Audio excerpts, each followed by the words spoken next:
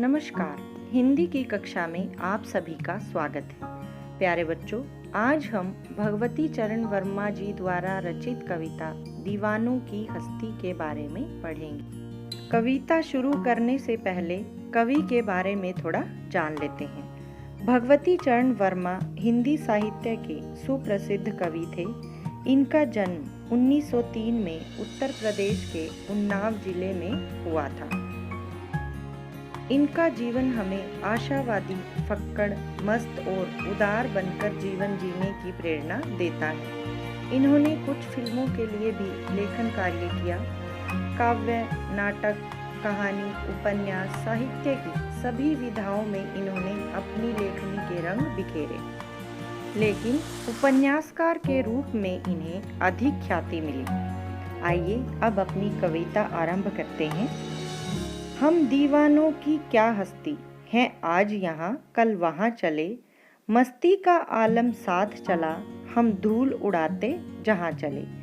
दीवाना का अर्थ होता है किसी वस्तु के लिए व्यग्र होना, यानी किसी वस्तु के लिए पागलपन। हस्ती का अर्थ है अस्तित्व या हैसियत। आलम का अर्थ है दशा या अवस्था। मस्ती अर्थात मतवालापन और मस्त होने की क्रिया। धूल उड़ाना यानी मदमस्त होकर चलना।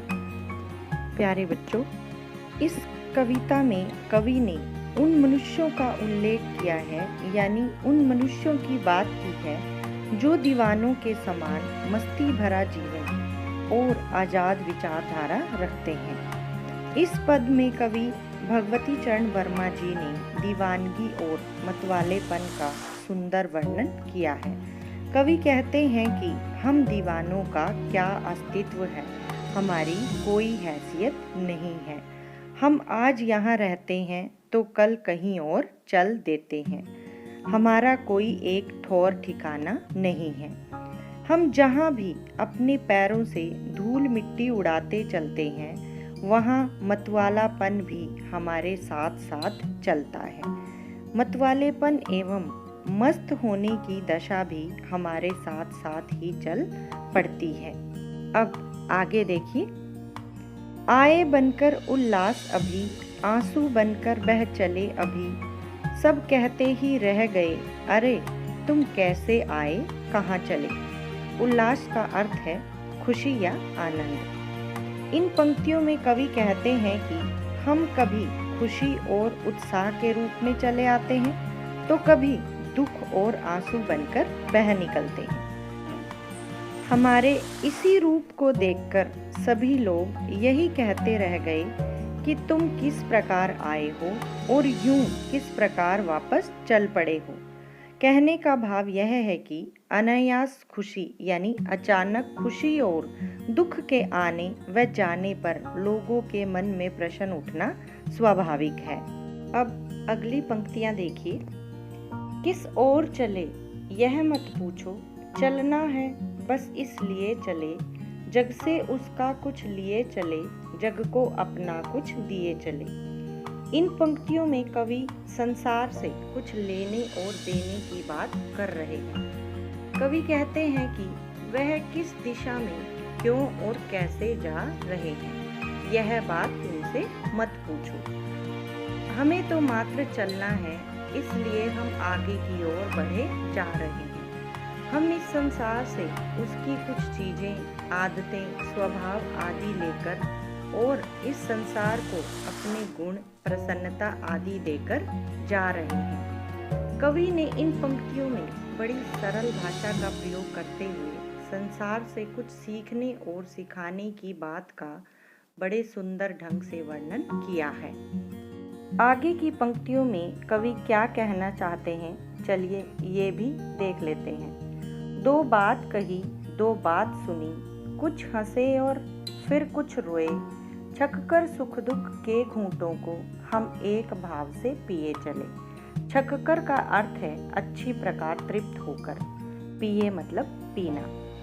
इन पंक्तियों में कवि ने अपने सामाजिक व्यवहार और लोगों की प्रतिक्रिया का उल्लेख किया है। कवि कहते हैं कि संसार में रहते हुए अनेक ऐसे अवसर आए जब हमने प्रगतिशील विचार समाज के सामने रखे और समाज के विचारों को भी ग्रहण किया है। यानी कवि ने समाज को अपने मन की बात समझाई और उनकी बात को भी सुना। कभी जीवन में सुख के पल आए तो कभी दुख झेलना पड़ा, लेकिन सुख दुख की अवस्था को हमने सदैव एक समान माना। न तो सुख से अधिक खुश हुए और न ही दुख से अधिक दुखी। इसी तरह हमने अपना जीवन व्यतीत कर लिया। कवि यहाँ पर क्या समझाना चाहते हैं कि हमें सुख और दुख जैसी दोनों परिस्थितियों में एक समान रहना चाहिए। हमें किसी भी परिस्थिति में अधिक विचलित नहीं होना चाहिए। आगे देखिए, हम भिखमंगों की दुनिया में स्वच्छंद लुटाकर प्यार चले, हम एक निशानी सी उर पर ले असफलता का भार चले। भिखमंगों का अर्थ है भीख मांगने वाले। स्वच्छंद यानी आजाद, निशानी चिन्ह, उर का मतलब है हृदय या दिल, असफलता निराशा और भार का अर्थ होता है वजन। कवि इन पंक्तियों में कहते हैं कि वे भिखारियों की इस दुनिया में आजाद यानी स्वतंत्र भाव से अपने प्यार को लुटाकर चल पड़े हैं। कवि कहते हैं कि हम अपने दिलों में निराशा और हताशा का भाव एवं निशानी लिए चल पड़े हैं। हम निराशा और हताशा के रूप में असफलता को बटोरे जा रहे हैं। हमारी आगे की पंक्तियां इस प्रकार हैं। अब अपना और पराया क्या, आबाद रहें रुकने वाले, हम स्वयं बंधे थे और स्वयं हम अपने बंधन तोड़ चले। अपना का अर्थ है स्वयं का, पराया यानी दूसरे का, आबाद का अर्थ है खुश रहना, खुश रहो, बंधन का अर्थ है बेड़िया। इन पंक्तियों में कवि कहते हैं कि अब इस संसार में अपना और पराया क्या है। अब मेरा तेरा वाली भावना कवि के मन से समाप्त हो चुकी है। कवि संसार में रहने और रुकने वाले लोगों को खुश रहने के लिए कहते हैं।